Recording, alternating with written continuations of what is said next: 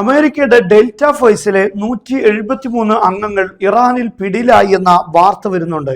എന്നാൽ ഈ വാർത്തയുടെ നിജസ്ഥിതി പരിശോധിക്കുമ്പോൾ ആധികാരികമായ ഒരു പത്രങ്ങളും ഇത് രേഖപ്പെടുത്തിയത് കാണാൻ സാധിക്കുന്നില്ല. അതേസമയം കഴിഞ്ഞ ദിവസം ഇറാന്റെ സെക്യൂരിറ്റി കൗൺസിൽ സെക്രട്ടറി ലാർജാനി ഒരു പ്രസ്താവന നടത്തിയിട്ടുണ്ട്.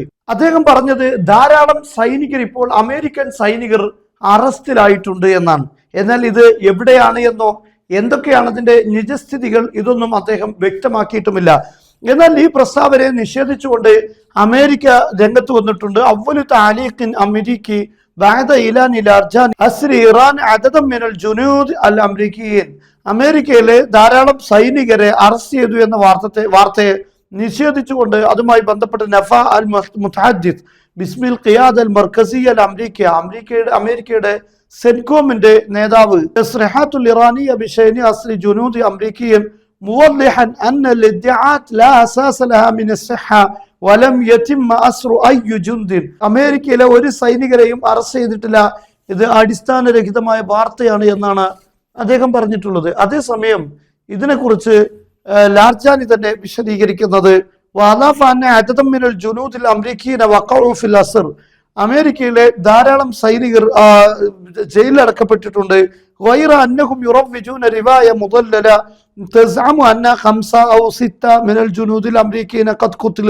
യഥാർത്ഥത്തിൽ ഇത് വ്യക്തമാക്കുന്നതിന് പകരം അമേരിക്ക തെറ്റായ വാർത്തകൾ സമൂഹത്തിന് മുന്നിൽ പ്രചരിപ്പിക്കുകയാണ് എന്നാണ് ലാർജാനി പറയുന്നത്. ഒരു തവണ 5 ആളുകൾ അല്ലെങ്കിൽ 6 ആളുകൾ മരണപ്പെട്ടു എന്ന് പറയുന്നു. പിന്നീട് മറ്റെന്തെങ്കിലുമൊക്കെ അപകടത്തിന്റെ പേര് പറഞ്ഞ് ഇതിന്റെ എണ്ണം ക്രമേണ കൂട്ടിക്കൊണ്ടുവരികയാണ്. യഥാർത്ഥത്തിൽ എന്ത് സംഭവിച്ചു എന്ന കാര്യം സമൂഹത്തിന് മുന്നിൽ പറയാൻ അമേരിക്ക തയ്യാറാകുന്നില്ല എന്ന കാര്യമാണ് അദ്ദേഹം പറഞ്ഞിട്ടുള്ളത്.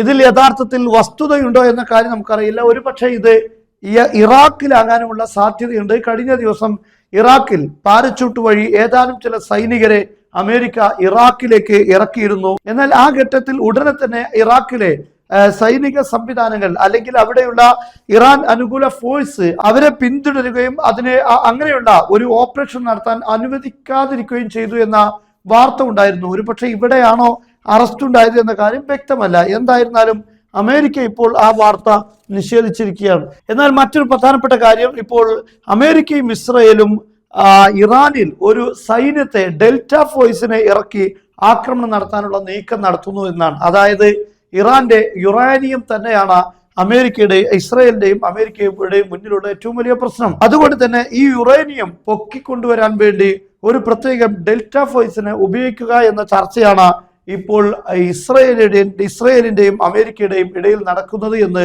ആക്സിയോസ് ഇപ്പോൾ റിപ്പോർട്ട് ചെയ്യുകയാണ്. അതേസമയം ആക്സിയോസ് റിപ്പോർട്ട് ചെയ്യുന്ന വളരെ പ്രധാനപ്പെട്ട ഒരു വാർത്ത, ഇറാനിൽ ഡെൽറ്റ ഫോഴ്സിനെ ഇറക്കിക്കൊണ്ട് ഇറാൻ സമ്പുഷ്ടീകരിച്ച യുറേനിയം ഏകദേശം 450ഓളം കിലോഗ്രാം വരുന്ന സമ്പുഷ്ടീകരിച്ച യുറേനിയം അവിടെ നിന്ന് പൊക്കിക്കൊണ്ടുവരാൻ വേണ്ടി ഒരു പ്രത്യേക സേനയെ നിയോഗിക്കുക എന്ന കാര്യത്തെക്കുറിച്ച് ചർച്ച ചെയ്യുന്നു എന്നാണ് വരുന്നത്. യുദ്ധം ഇപ്പോൾ അതിശക്തമായി തുടരുകയാണ്.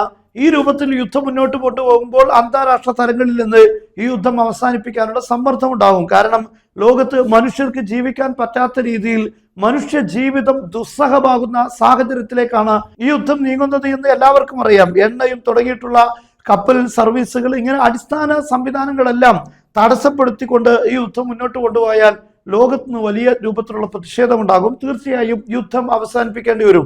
പക്ഷെ ഇങ്ങനെ യുദ്ധം അവസാനിപ്പിച്ചു കഴിഞ്ഞാൽ അമേരിക്ക തീർച്ചയായും പരാജയപ്പെടും. ഒന്നാമത്തെ കാര്യം, ആണവ റിയാക്ടർ അടച്ചുപൂട്ടുക എന്ന കാര്യം, 0 ലെവലിലേക്ക് കൊണ്ടുവരിക എന്ന കാര്യം, ഇതൊന്നും അംഗീകരിക്കാതെ എങ്ങനെയാണ് അമേരിക്കക്ക് ഇത് നിർത്താൻ സാധിക്കുക? രണ്ടാമത്തെ കാര്യം, 400-ലധികം വരുന്ന കിലോഗ്രാം യുറേനിയം സമ്പുഷ്ടീകരിച്ചത് ആണവ പോർമുനകളായി വരാനുള്ള സാധ്യത എപ്പോഴും നിലനിൽക്കുകയാണ്. ആ രീതിയിൽ അത് തിരിച്ചു കൊണ്ടുവരാതെ എങ്ങനെയാണ് അമേരിക്കക്ക് യുദ്ധം അവസാനിപ്പിക്കാൻ സാധിക്കുക? അതുകൊണ്ട് തന്നെ യുദ്ധം ഇങ്ങനെ ഒരു സമ്മർദ്ദത്തിന് വഴങ്ങി നിർത്തുകയാണെങ്കിൽ അത് ഇറാന്റെ വിജയമായി കണക്കാക്കാൻ സാധിക്കും. കാരണം ഇറാനെ സംബന്ധിച്ചിടത്തോളം അവസാന ഘട്ടവും കഴിഞ്ഞുപോയി എന്ന് അവർക്ക് വിശ്വസിക്കാം. കാരണം ഏറ്റവും വലിയ അവസാനത്തെ ഒരു തീരുമാനമാണ് സൈനിക നടപടി. എന്നാൽ അതിലും അമേരിക്കക്ക് അത് ചെയ്യാൻ സാധിച്ചില്ല എങ്കിൽ പൂർണ്ണമായും ഇറാൻ ലക്ഷ്യം നേടി അല്ലെങ്കിൽ വിജയം നേടിയെന്ന് പറയേണ്ടി വരും. അല്ലെങ്കിൽ അവരുടെ ശത്രുക്കളെ പൂർണ്ണമായും 100% അവർക്ക് ഡിഫെൻഡ് ചെയ്യാൻ, അവർക്ക് പ്രതിരോധിക്കാൻ സാധിച്ചു എന്നാണ് ഇതിന്റെ അർത്ഥം. അങ്ങനെയുള്ളൊരു ഘട്ടത്തിലാണ് ഇങ്ങനെ ഒരു പ്രത്യേക ഫോഴ്സിനെ ഇറക്കി ആ യുറേനിയം പൊക്കിക്കൊണ്ടുവന്നാൽ താൽക്കാലികമായി ഇറാനുമായിട്ടുള്ള ഈ യുദ്ധത്തിന്റെ വിജയം നേടിയെന്ന് അമേരിക്കക്ക് വിശ്വസിക്കാൻ കഴിയും. മിസൈലുമായി ബന്ധപ്പെട്ട ചർച്ചകൾ അവിടെ മാറ്റിവെച്ചാൽ തന്നെയും ഇതൊരു വിജയമായി പ്രഖ്യാപിക്കാൻ സാധിക്കും. രണ്ടാമത്തെ മറ്റൊരു പ്രധാനപ്പെട്ട കാര്യം, ഇങ്ങനെ ഒരു ഫോഴ്സിനെ ഇറക്കാനുള്ള പ്രധാനപ്പെട്ട കാര്യം, ഈ യുദ്ധത്തിനിടയിലും ഒരുപക്ഷെ ഇറാൻ ഈ സമ്പുഷ്ടീകരിച്ച 60% സമ്പുഷ്ടീകരിച്ച യുറേനിയം 90-ലേക്ക് എത്തിക്കുകയും അത് ആണവ പോർമുനകളാക്കി മാറ്റുവാനും അവർക്ക് സാധിക്കും. അങ്ങനെ ചെയ്താൽ അമേരിക്കയുടെ ഏറ്റവും പ്രധാനപ്പെട്ട അവരുടെ ആണവായുധം എന്ന് പറയുന്ന മേൽക്കോയ്മ നഷ്ടപ്പെടും. ഇറാന് മുന്നിൽ തോൽക്കാൻ കഴിയില്ല എന്ന രീതിയിൽ അവസാനം പ്രയോഗിക്കാനുള്ള ആണവായുധം അത് ഇറാന്റെ കയ്യിലും കൂടെ ഉണ്ടായി കഴിഞ്ഞാൽ പിന്നെ അത് ഉപയോഗിക്കാൻ കഴിയില്ല. കാരണം പ്രതിരോധ സംവിധാനങ്ങളുടെ കാര്യം നമുക്കറിയാം. ഇസ്രായേലിലേക്ക് ധാരാളം മിസൈലുകൾ ഇപ്പോൾ വന്ന് പതിച്ചുകൊണ്ടിരിക്കുകയാണ്. ഇങ്ങനൊരു ആണവ പോർമുനയുള്ള മിസൈൽ ഇസ്രായേലിലേക്ക് എത്തിക്കഴിഞ്ഞാൽ ഇസ്രായേൽ പൂർണ്ണമായും നശിക്കും. അതുകൊണ്ട് തന്നെ ഇറാനെതിരെ അങ്ങനെയുള്ളൊരു ആണവായുധം ഉപയോഗിക്കുക എന്നത്, ഇറാന്റെ കയ്യിൽ ആണവായുധം ഉണ്ടായിരിക്കുക അത് പോസിബിൾ അല്ല, സാധിക്കുകയില്ല. കാരണം അത് ആത്മഹത്യാപരമായിരിക്കുമെന്ന് അമേരിക്കക്ക് അറിയാം. അതുകൊണ്ട് അതിനുള്ള സാഹചര്യങ്ങൾ ഇറാനിൽ ഇല്ല എന്ന് ഉറപ്പുവരുത്തുക എന്നത് അവരുടെ മറ്റൊരു പ്രധാനപ്പെട്ട ആവശ്യമാണ്.